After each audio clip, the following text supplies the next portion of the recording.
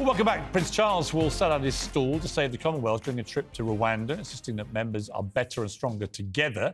Got his work cut out, though, with many countries poised to potentially become full republics when the prince becomes king, having maintained their links to the royal family in some cases out of respect to the Queen.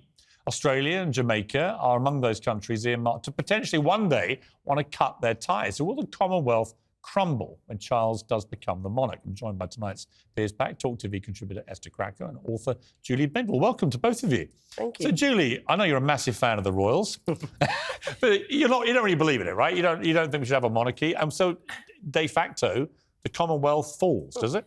I'm a Republican. I respect that the Queen works extremely hard and she didn't really have much choice in her role. So I'm not rabid. But no, I think that the Commonwealth should die when she dies. And I think that for many countries, and countries I visited, Kenya, Uganda and others, for them, it's only really the elite that think that the Commonwealth is worthy of any attention.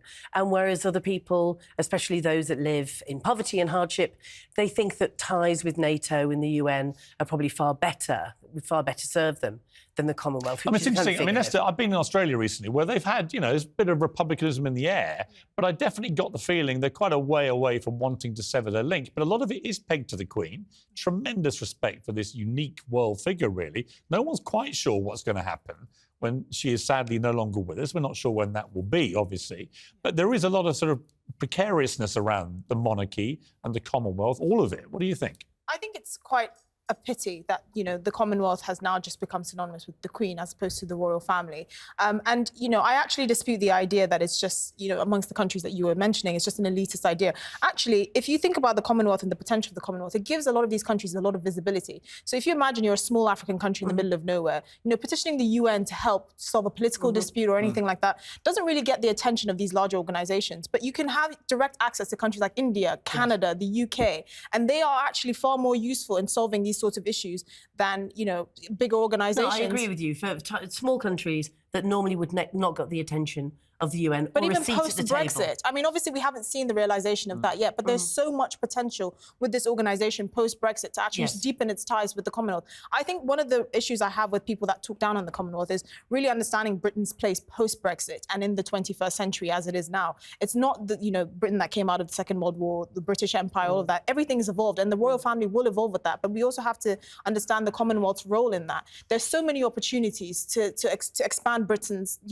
touch around the world and the values that Britain holds so dear that I think it's so sad. I did feel with the Platinum Jubilee, it was a uniquely British occasion. Yeah. And when you travel the world, like I've done a lot, there's a lot of people envious of what we have here, this royal family, this pomp and pageantry.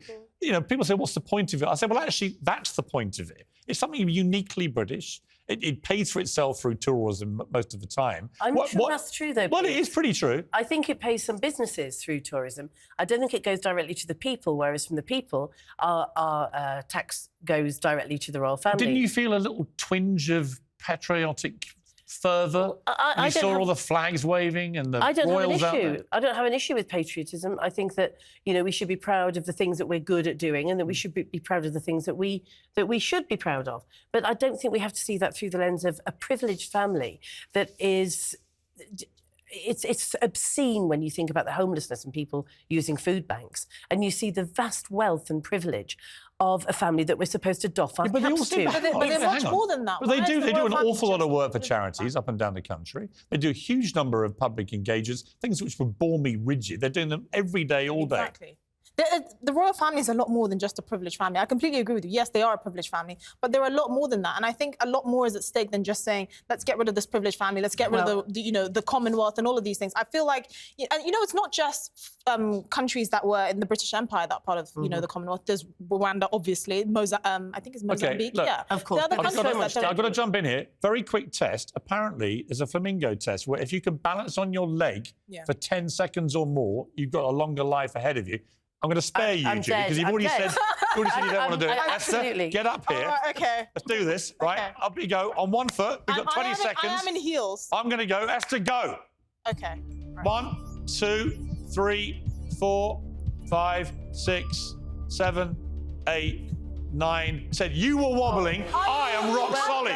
I'm going to live forever.